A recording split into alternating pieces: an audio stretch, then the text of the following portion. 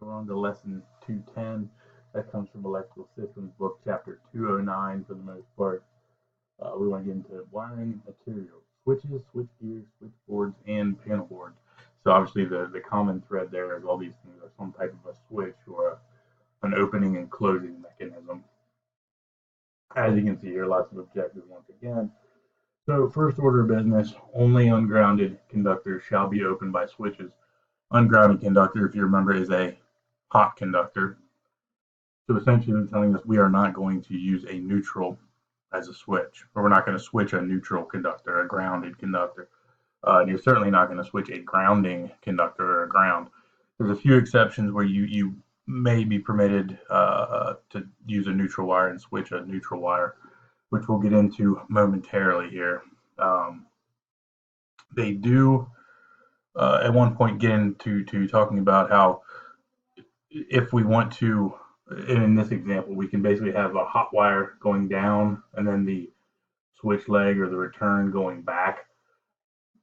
We technically don't need to run a neutral down here. It's not going to serve any function. And actually, the current going this direction and then going back this way actually cancels one another out and limits our inductive heating. However, there's a code now, I believe it was in 2015 it was introduced. Could be, I'm sorry, 2014, but I could be mistaken about that. It might have been 2017. Either way, 402 or 404.2b tells us the grounded circuit conductor for the controlled lighting circuit shall be installed at the location where the switches control lighting loads that are supplied by a grounded general purpose branch circuit serving the following rooms. All that says essentially we need to run a neutral to our switches. Okay. Reason for that is especially now you see a lot of sort of fancier devices, more technology crammed into a device. A lot of times we need a neutral. Nothing worse than pulling out that switch to put in your new smart switch. Realize there's no neutral pulled down to that box. There are some exceptions and workarounds to this, which is kind of a discussion for another time. But keep that in mind as we go through here. So a switch or circuit breaker shall not be used to open the grounded conductor. Once again, we do have some exceptions. So we could say this: the switching of a grounded conductor is permitted, provided all the circuit conductors are disconnected simultaneously. So essentially, okay, we'll switch that neutral if you insist for whatever reason, but we also are going to insist that all the hots open simultaneously by the same device. So in this case, we have a single phase 3-wire supply. So we have 2 hots and a neutral, and this is a 3-pole switch. We open it as a disconnect. Let's say it's going to disconnect all 3 at the same time. We never want to open that neutral with the hots still connected or closed, right?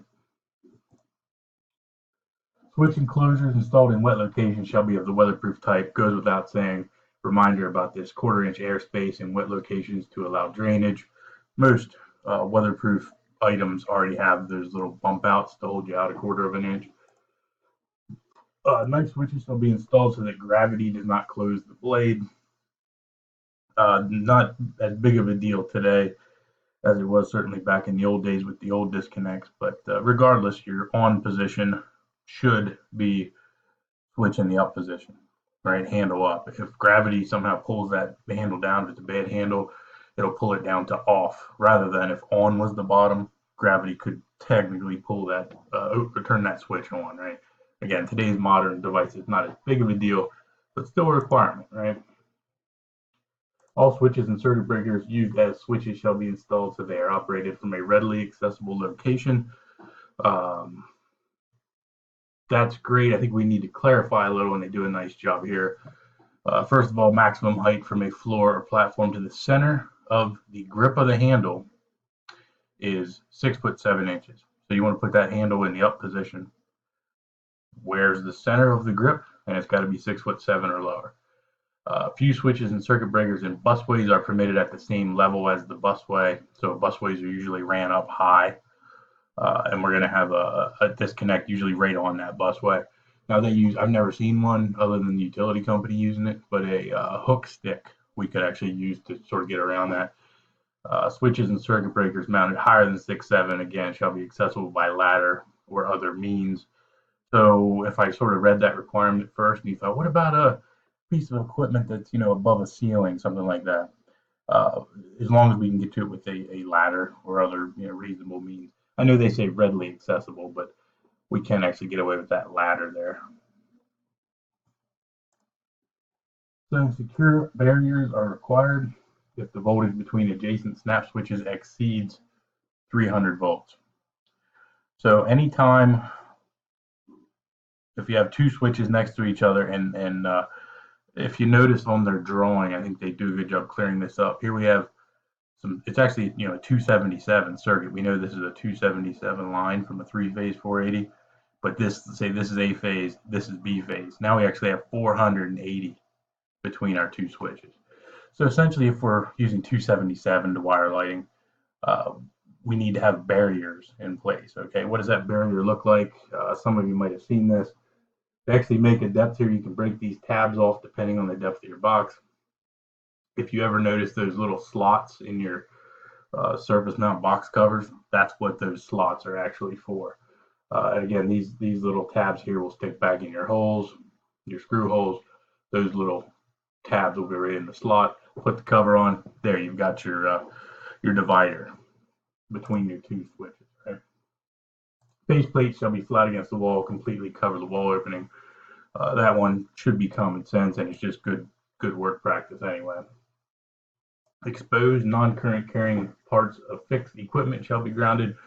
We talked about this in the grounding lesson. We have a metal conduit coming into a plastic box and going out of a plastic box. This box would act as sort of a break in our continuity. Our conduit system would not be grounded if, say, it comes in on this, or bonded to, I should say. Let's say it comes in on this conduit, hits the plastic box. Now anything after this is not bonded with our system ground, right? So in this case, they put a little ground bar in here. We have a grounding bushing, wire out to the ground bar, another grounding bushing. I might argue they could almost bypass this and just run this wire all the way down. Regardless, it does the same job. Snap switches shall be used within their ratings. Again, I think that's common sense, but what could they be rated for? So naturally, I think right away you come amperage. You can think about voltage, but what we might not think about is conductor type.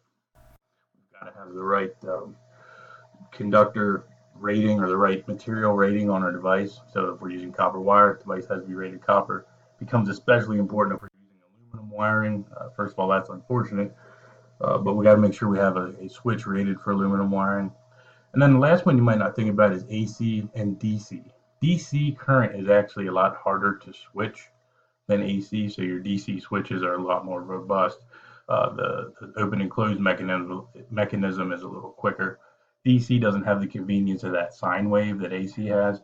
Every time AC crosses that 0 point, 120 times, I guess, in a second. So as it hits that 0, it's more likely to extinguish the arc, actually open the circuit. We don't have that advantage with DC. All right, so minimum wire bending space prevents sharp bends in conductors. We're talking about in cabinets and panels. This is a nice one here. We don't always get that much room. But again, according to UL, any panel that's sold and approved by UL should have the proper bending space for the proper size conductors. We might run into trouble. Maybe you had to upsize your conductors for voltage drop. So you got to be aware of that again. I'm sure we've all seen some conductors bent and jammed probably where they shouldn't be. Minimum space above the top of the switchboard in a combustible ceiling must be 3 foot or more. Raceways shall not extend over 3 inches above the bottom of the equipment. So this just goes into our clearances that we already talked about way back when. Again, just another reminder. Then they say you can't have your conduit stick up out of concrete or whatever the floor is into your equipment more than 3 inches. Got to cut them off short. Panel board supplied through transformer shall have overcurrent protection devices located on the secondary side. So when we say transformers, basically the incoming is the primary, the outgoing is the secondary. So most times you're just going to see the panel on the secondary side of a transformer. We just put a main disconnect in there. That can serve as the overcurrent protection. But we can never come out of the secondary of the transformer, straight to a main lug panel. We have no overcurrent protection on the secondary side of our transformer. Right? All panel board cabinets and frames shall be grounded. Common sense, right? Well, actually, if you want to go back here, guys, I want to mention one more thing. So I think you're going to start to see some info about bonding your panel boards. When do we want to bond the neutral and the ground? And again, hopefully this sounds very, very familiar. But the only time you can bond your neutral and your ground is at your main disconnect, your first means of disconnect for any one system. So you got a main panel coming from the utility, you're going to bond the neutral to the ground. Also, though, what you might not think about is that transformer situation, the secondary side. The secondary side of a transformer is a different system than the primary. Therefore, we again need to bond ground and neutral at that point on the secondary side of the transformer.